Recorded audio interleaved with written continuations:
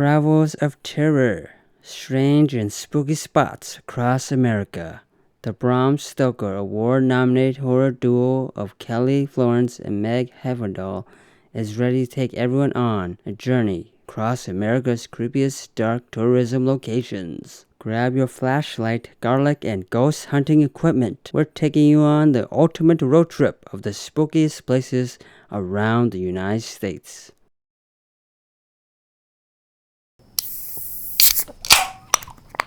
That sounded great. That was pretty good. Yeah. Okay, come on, Nick. Wait, did you already open yours? Well, I did that. Mine's already open. That's I'll twang. make up for it. I'll do probably 2 more of these in the time we're recording, so I'll make up for it. Please look for that as you listen to this recording. Note the times when Nick Farx opens this other drinks. Welcome to Movie Baiters. I'm Kyle. Do I always go second? Nick. Yeah. I'm Nick. Yeah, my name is Nick. And this is Kirk. Kirk always goes last is the thing, and I usually go Well, first. it's like you can think of it as like order of seating. Oh, sure. That's a good point. And this week we're going in honor of the debate. We're not going to debate. We're going to interview an up-and-coming writer in the Twin Cities. Her name is Chelsie Knight. Hi. I'm going to start by announcing we have 2 events to announce now, because we have the October 11th event at the West Theater in Duluth, Laugh Till You Scream at 9 p.m. It is a combination of stand-up comedy and horror shorts, as well as an October 6th event at the Woodbury 10 at 6 p.m., and it'll be Farx Brothers Presents Pilots. We're going to show Canusa Street and, I believe, a Hitch list, as well as some of our shorts. And Zach will be there, and I will be there as the filmmakers, and I think we'll have the same we have the same comedians committed. In honor of our cross-promotion for the event in Duluth on October 11th. See, I'm doing work sometimes, Nick, when I'm doing these emails. Oh, I'm sure you are. I don't put you on all of them because I know you That's good, because the more I get CC'd on, the more I ignore them. I know. That's why I stopped CCing you. But I keep Kirk That was the involved whole so point. he can validate what I'm what I'm saying is true. Kirk, is what I've said so far true? Yes, it's a lot of hard work. So Chelsie, do you want me to say like who I think you are, or do you want to tell us who you are? Who do you think I am? But I just want to say I think Kelly and Meg are really cool. Oh yeah, And love they were really nice to me when I first met them. And that was when I still am learning how to write, but like they were nice to me when I had no idea what I was doing. And they didn't even know me and offered to like help me with stuff. So just shout out to how cool they are. That's lovely. I like hearing that. Because, it was a kind of easy conversation that we kept like 10 minutes. Like, okay, can we cross-promote? Cool. Yeah. You guys got a book coming out? We have a live event. They're going to be on their book tour when our live event is happening. But their live event starts in Duluth on October 1st. See, I'm taking in the marketing, Kelly and Meg. So who do I think you are, Chelsie? You're a writer who's written a feature. Do you think of yourself first as a mom, a wife, or an independent person from all of those things? Because I always think of myself first as a father, and then as a husband, and then the important Minnesota movie producer that I aspire to be. Oh, that's really hard. It just depends on what room I'm in. But it's really hard to do both. Like if my kids are here, you'd probably see a very different persona. I guess like priorities would be like, it's supposed to be wife, then mom, but usually my kids take up that space. Wait, supposed to be? Is this like a religious thing? It's what I personally believe is like really, I think that my husband should come before my kids, but I'm not good at doing it. And so I'm trying to do that because I think that if we idolize our kids, then it can hurt your relationship with yours. Not to get too deep here. No, I think you could be friends with your kids. This is a relationship podcast. We're making a big I think pivot. that we idolize our kids, especially our generations. We give them way too much, and then it's often at the sacrifice of our spouse. So I'm not good at it all the time, especially with the kids being little. Right. But my goal is to prioritize my husband over my kids. Man. Not that they would suffer. It just means that, like, I have to make sure because he was there before they were, right? And he's going to be there when they leave. That's usually how it works. Yeah, hopefully. Like, I'm hoping. Yeah, but I think I understand what you're saying. I have to put my wife's needs ahead of my kids' needs. Oh, yeah. And especially like, I can tell my wife's exhausted. Kids, knock it off, even though they're young. Kids get so much anyway. They're fine, and they're going to leave you anyway. And, well, hopefully they, like, come back and like you. But, like, at the end of the day, your spouse is your ride or die. So that's my goal, is to prioritize that and then kids. But also myself, right? I need to really take care of myself so I'm a good wife and mom, because if I'm not, like, this whole journey with writing, creating movie, it's basically to feed my soul so that I'm happy. Because if I'm just a mom and a wife and I'm just serving everybody, I'm so depleted. Because I did that for a while, right? Okay. Like, because my oldest is 6 right now. I have like a 6'5", 3, 7-month-old. And I was super into like the whole like serving family. It's cool and it's admirable, but like it sucks your soul after a few years. And so you really have to, if your identity is only serving people, at least, and that might work for someone, but for me it doesn't work. I have to also like do something that feeds my soul and my brain and really like pours into myself. So when you were water skiing, was that part of feeding your soul? See, Yeah. Bringing it back to the feature, baby. Yeah. Host. Water skiing, I don't get to do it as much anymore because I kept getting pregnant. But like I did it in college. It was competitive water skiing, and I started water skiing in high school, and then I competitively water skied at Madison, UW-Madison. I would say like it was the sport that changed the trajectory of my life in a positive way. And I think without water skiing, I think my life would look a lot different. You have a lot of socioeconomics in your feature that we'll get to how Kirk knows about your feature, and Nick's read most of it. Mm-hmm. I was at the table read. We're going to talk about all these things, folks. We're giving you a brief agenda. When you were in high school, what they had a team like what's in your script? Is that kind of the deal? No, I had a lot of friends with a lot of money that water skied because water skiing is a sport that you have to have a lot of money to get into. You need a boat. Yeah, you need a boat, you need gas, you need equipment. So my friends water skied, so I got to water ski with them. And because of who I was surrounded by, it made my aspirations in life higher. So because of that sport and because of those people and the relationships I saw and what they were striving to do, it upped my game. And I think it really helped make my life better, and it made me level up and have a new standard of living. Cool. For myself, yeah. And I know from talking to your husband, you met him through a water skiing teammate. I listen. Yeah. That's what I told my wife. Yeah, you do. So he skied for University of Iowa. He was a competitor? Like he was on a different team? So let me explain like the water ski. Like Team Midwest, we call it Team Midwest. So like lacrosse, Stout, UW-Madison, University of, I'm going to miss one and they're going to hate me, but like University of Iowa, Iowa City. We all competed with each other, but we were all best friends. Because up north, water skiing is more of a club than a sport. Some of us are pretty good, but most of us are okay. So when we compete, it's more of like fun, friendship, camaraderie. If one of my friends on another team skis well, it's amazing. But when we go down to nationals, that's when the really good skiers are, and we're still friends with all them too. It's like it's a sport where you compete with people, but it's not like super competitive because it's so fun. Like at least my perspective, it's not like football, right?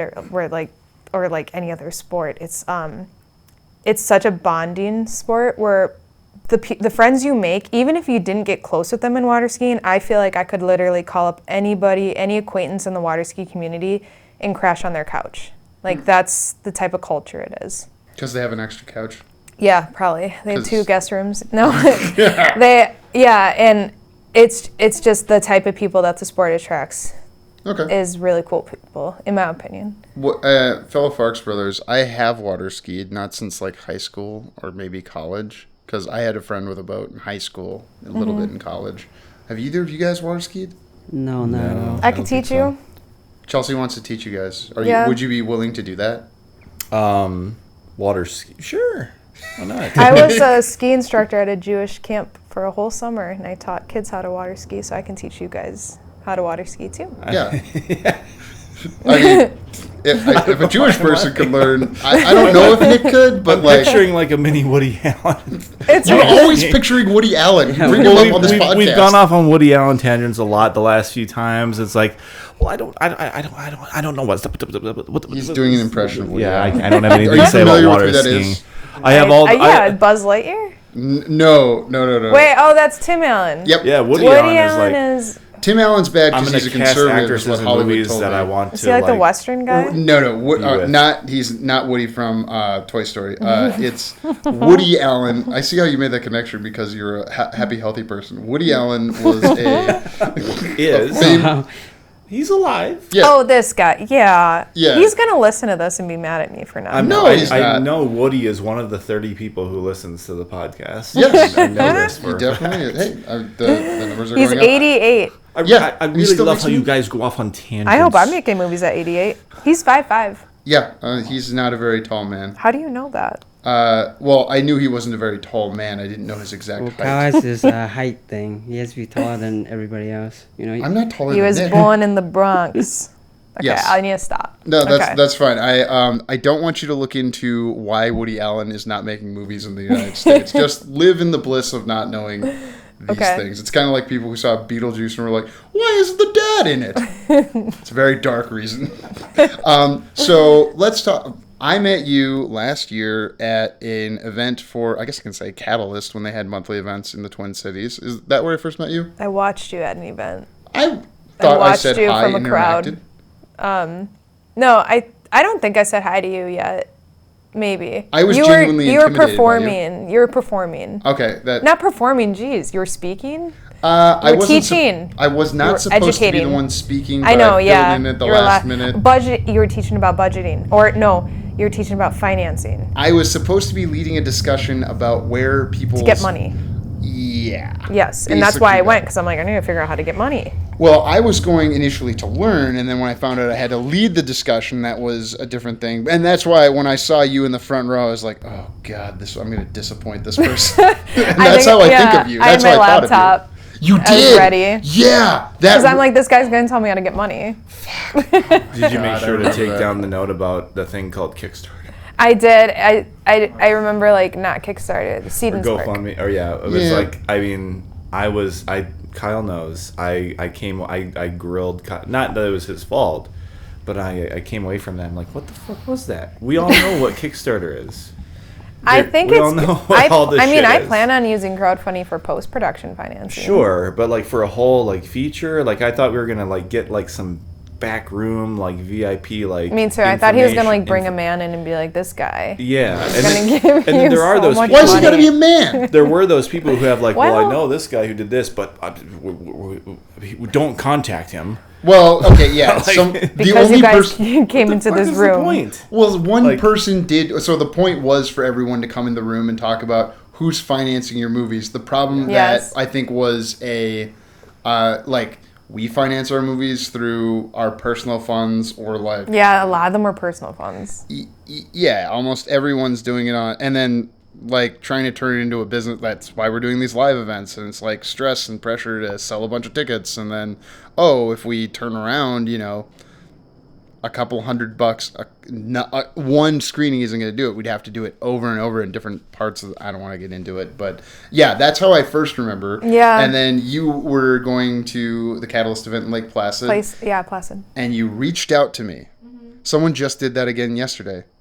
A young woman. I assume she's a woman, and I assume everyone is young to be safe. Everyone's 29 unless they're under 18, and then they're 12. I'm Am I right? 34. Okay, well, thank you. Mm-hmm. You're not the youngest in the room. I hope that's okay. I think it's weird when people are weird about age. I agree with you. I forget my age very often, Yeah. and I don't. We're know- lucky to be as old as we are. Some people die early. Like, I'm serious. Positive No. spin on it.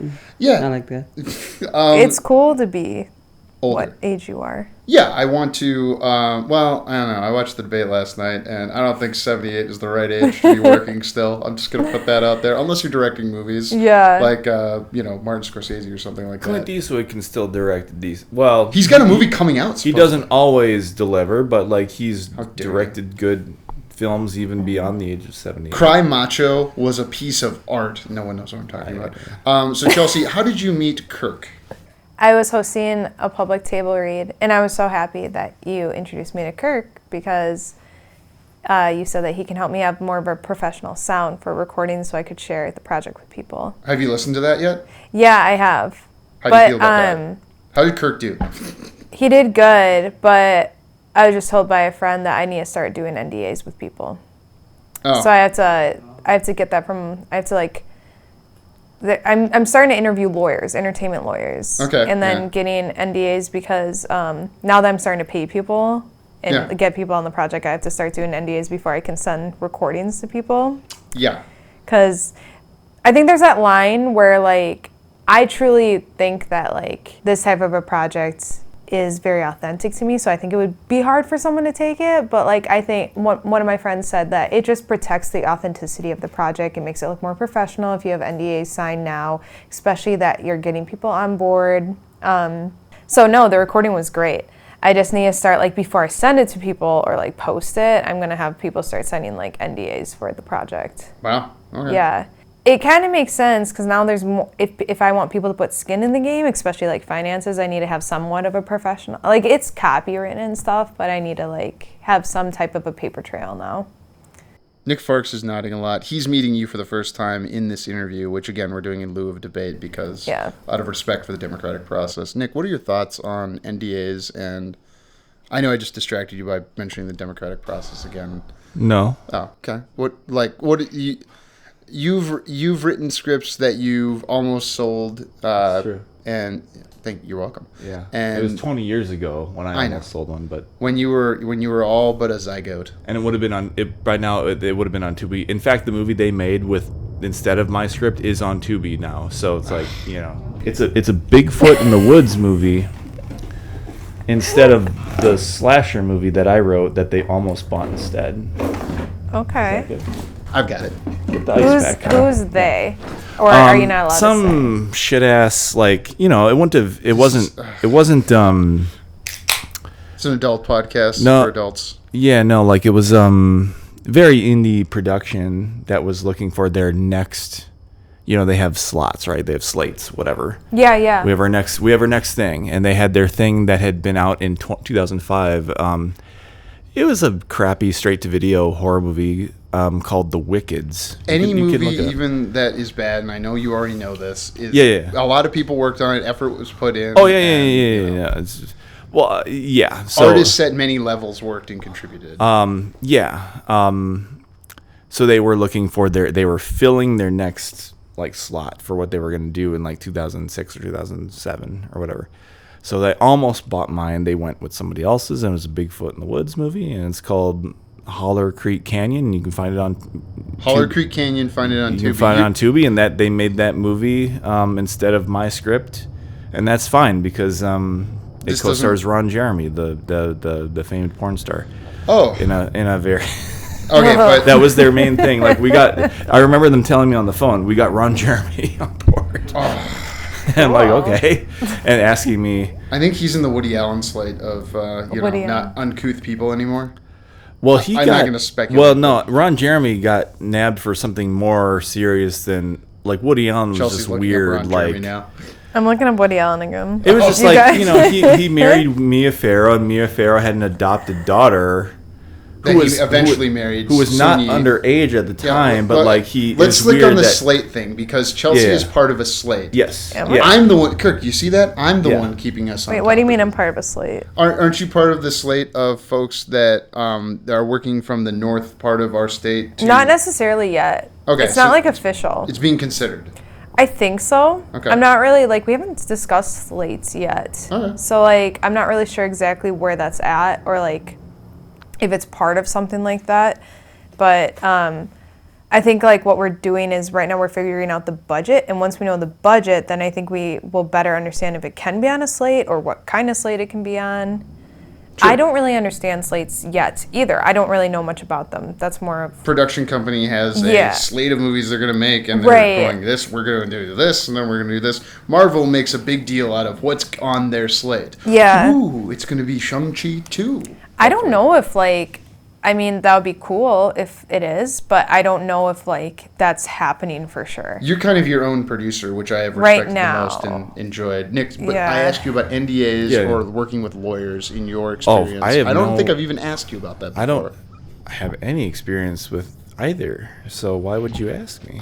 I didn't know if you'd ever interacted with a lawyer and could give our dear No. friend and interview guest Chelsie No, any advice. unfortunately I can't. I have some advice with lawyers. Okay, yeah, hit Yeah, it. because I'm interviewing some right now. Okay. I think that like, just like anybody else in your project, I think it's really important that your lawyer's on the same mental level as you with the project. Because like some people in the film industry, there are some lawyers out there that are kind of pessimistic about making film, especially in Minnesota. Yeah, I could see And why. I kind of didn't think that would matter because I'm like, it's more for like the legalities, like so whatever. But then I kind of realized like, no, like there's I got to find the right lawyer who's like, no, this is going to happen. This is going to be great. Like, so that's just my 2 cents. So I'm looking into like what lawyer wants to work with me and I'm not like chasing them, Yeah. I want someone who's like responds and like is excited to work with me rather than Hey, like, I'll do makes this me for feel the- happy if they talk to me, It's the company you keep. Yeah.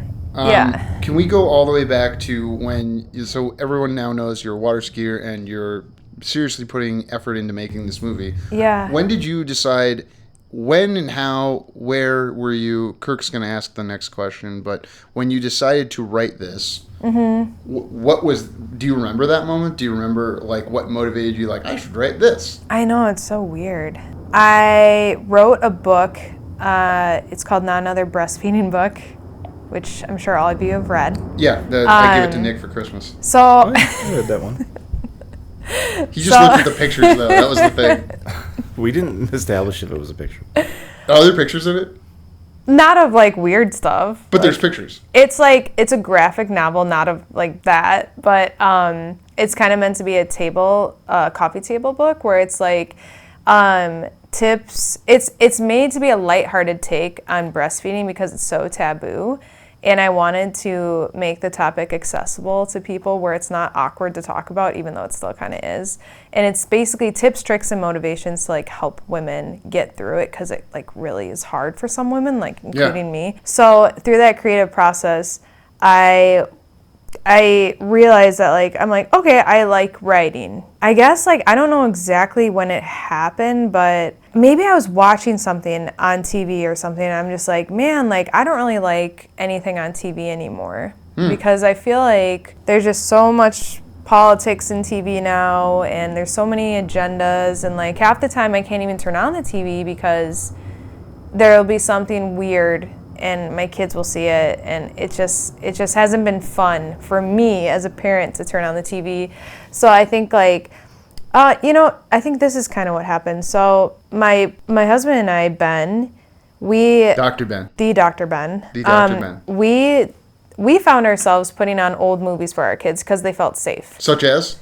The Sandlot, Heavyweights, Mighty Ducks. The kinds of movies that Dennis we grew the up Menace. With. Oh, yeah, with Walter know? Matthau, who's in Bad News Bears, which we have playing on mute in the background. Yeah. Because we need this kind of motivation to stimulate our ADD. We felt safe putting on these movies because, yes, like they were inappropriate at some points, but it never went like too far over the line. And I was like, man, I miss these type of movies where it was just chill. It was about the story. It was just about like entertaining people. There wasn't like anything questionable, I guess. We should say, okay, so at the end when we try to get in some baits, because this is a debate show, usually we try to disagree with each other. Yeah. I think all movies are propaganda. Doesn't matter what movie, like even the most banal kind of corporate schlock has some level of propaganda in it. Let's table that discussion. I had a different bait because you reminded me. First, you were talking about the breastfeeding thing. Yes, my wife struggled with breastfeeding, and I can't relate, obviously, and I know Nick can't, but maybe Kirk. Yeah, I breastfeed all the time, but I just to layer onto your and tabling it for later. I think what you mean by propaganda is pandering. maybe. No, I don't mean. Everyone Really? Everyone has an intention, because we argue about this all the time. Is like, what do we think the intention of the people who made this movie were? And like going back to, and we won't relitigate. Intention, though, but our artistic. Well, I don't want to get us into the debate too early. But like in artistic intention, like if the Sandlot, you just want to make a movie, like obviously the writer-director of that, because that was the writer. It was like the same writer as the director, I believe, David Mickey Evans, I believe.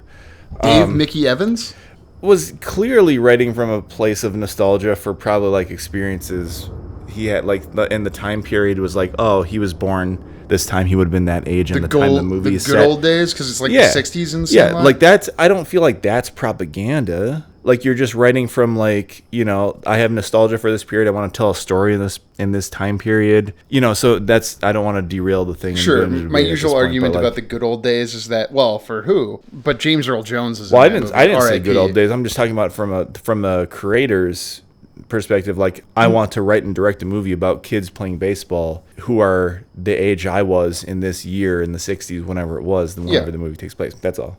I don't think that's propaganda. And I'm leading to a question that is going to lead to a potential other debate. Would you let your kids watch Beetlejuice? I don't think I've like watched it really. Like I've watched parts of it. It wasn't my style as a kid. Like I think I started watching it and I was like, this is weird. So I didn't think it was cool. I didn't like Beetlejuice. That's fine. So like, get in there, I Nick. haven't even thought, like, I have nothing against it, but, like, I don't even really remember what it's about. I know it's, like, this guy that's, like, really weird looking, and this girl's like, Beetlejuice, and I'm just like, I don't know. It didn't, like, rub me the right way, but I'm not, like, anti them watching it. I would have to, any movie now that comes out, though, I like to watch it before they watch it, because I don't trust what's out there anymore, because I think some stuff's just weird. What's something you've taken your kids to in the theater? Have you taken like the older kids to the movie theater? We've done like the Inside Out movies. We'll do like Minions. Oh, the Despicable They're little Me. still, so like they've just been able to go in a movie theater like a year ago. Even like for them to like even just be quiet in a movie theater is I brought a big deal. The older one when she was 2 years and 10 months to her first movie. Yeah. It was a Puss in Boots. And this obviously the last Puss in Boots. And she made it all the way through, and I was fist pumping. She took Isn't one the bathroom best? Break. Yeah. She sat through the 2.5 hour Flash movie. Yeah. Oh, I did take my son to Spider-Man when he was really little. Like the newer one, I think. Nice. Okay. He dressed up as Spider-Man. He was really young. I don't even think he should have seen it because like the previews were like not like. I think some of the previews were really scary. Was the one in Europe? I don't remember. He was like 4, I think.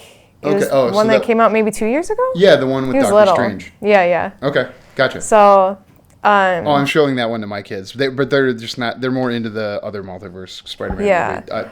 Okay. So you don't remember you were writing a breastfeeding book. Oh, see? Yeah, sorry. No, that's fine. This is how the podcast goes. So the breastfeeding book, like, I think the reason I brought that up here is because it itched the creative scratch, but it wasn't enough.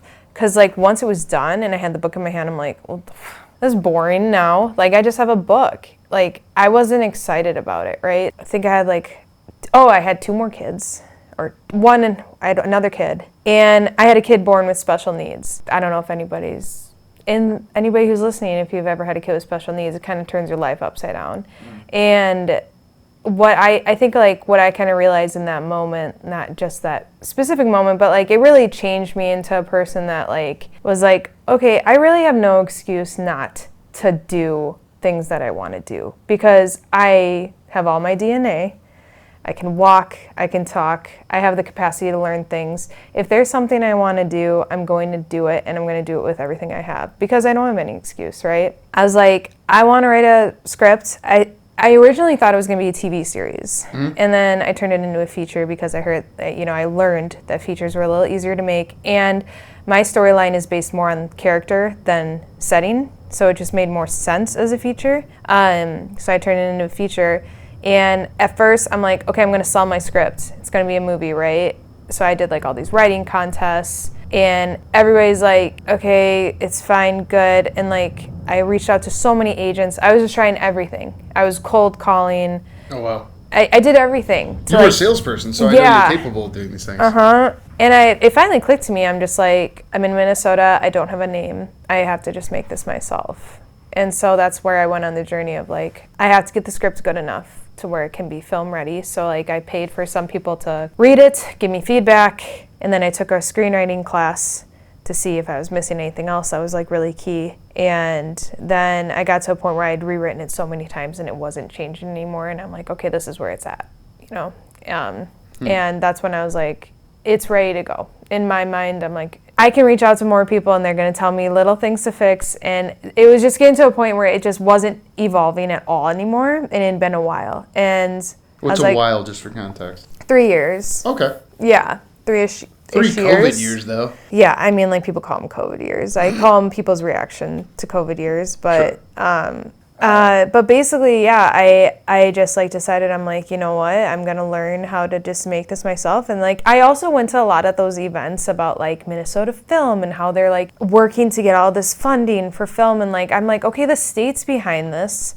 They want more film here. The chances of me like randomly wanting to do this, it just felt like everything like felt right. And I'm like, I'm gonna make it here, and I'm gonna try to really include as many local Minnesota people as I can to like feed people here to whatever capacity I can with the project. Yeah, jobs you mean? Jobs, jobs and like exposure. You know, if I can, because my goal is to make this a really big, successful movie. That's like, my job will be finished if it's big, successful, and people on the movie really benefit from being a part of it. Is it but it's like a 7-figure budgeted movie, is that correct?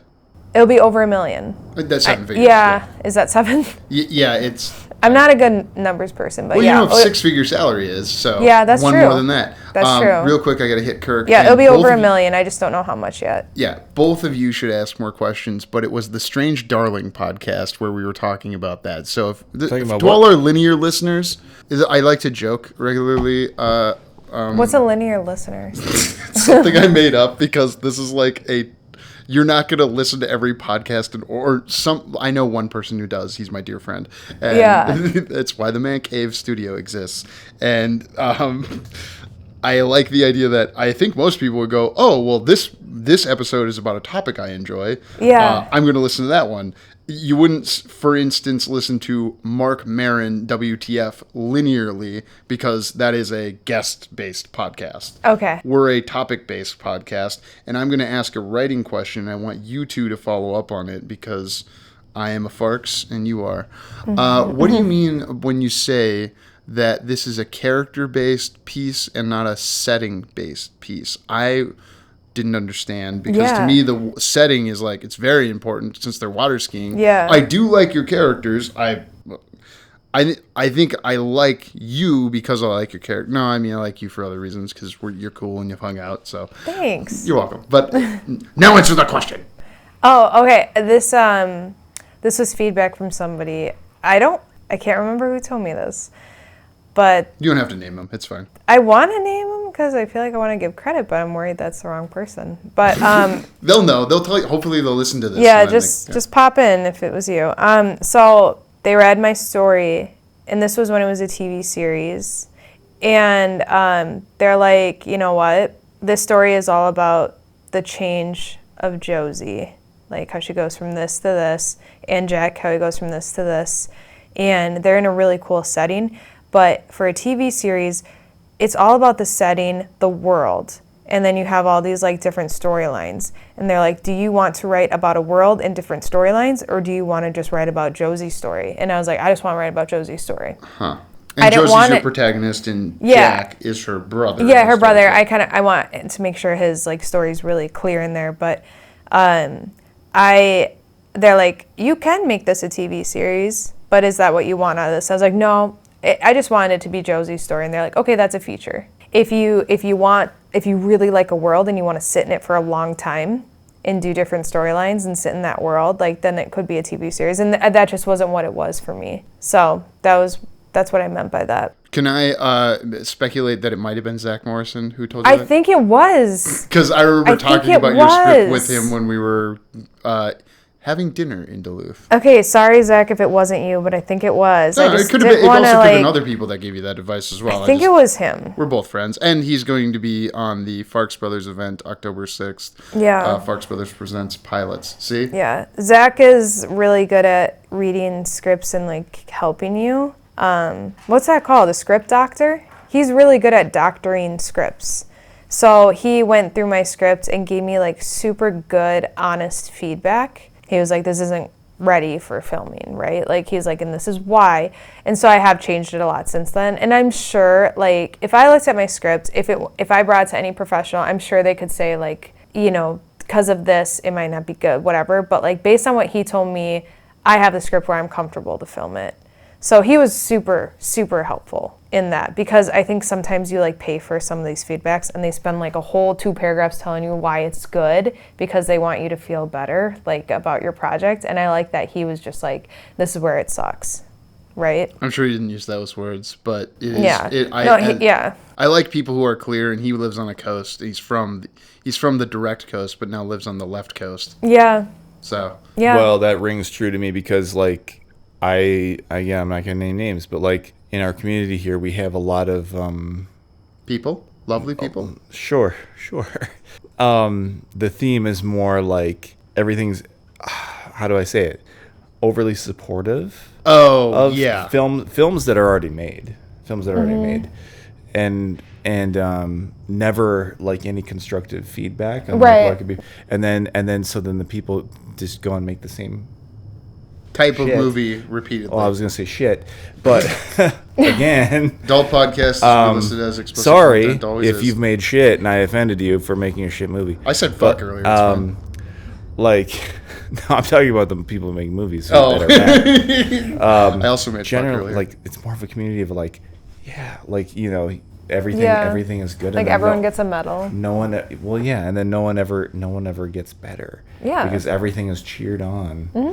Like it's I think the greatest thing since sliced bread, and then no one ever gets better. No one ever gets told like, hey, this fucking thing sucked. I know. You need not that yours did and you were told that, but I'm saying you got constructive feedback. Mm-hmm. And you took it.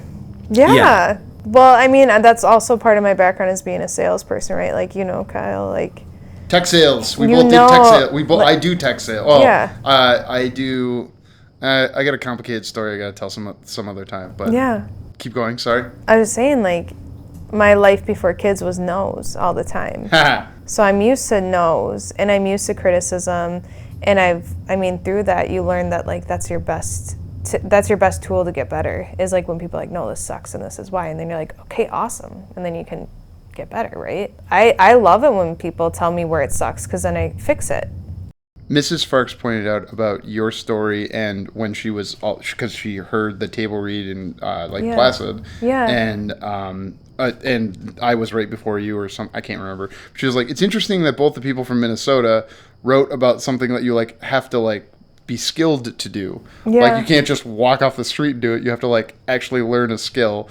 And what you just said about like sales, hearing no's, getting criticism, going with feedback and all that, it's like, yeah. I these things all seem to be related, if you will. Yeah. Kirk, what's your question? How did you get people to read your script? Because I feel like that's the She said money. thing. You have to pay people for their time. I think like really, if you pay people for things, then you can give them an expectation. Right. I think when you just put a script in front of people and say, let me know what you think, probably they never read it. Mm. But like, I consider my time valuable, right? If I'm not with my kids, I'm doing something really important, because like my family is really important to me.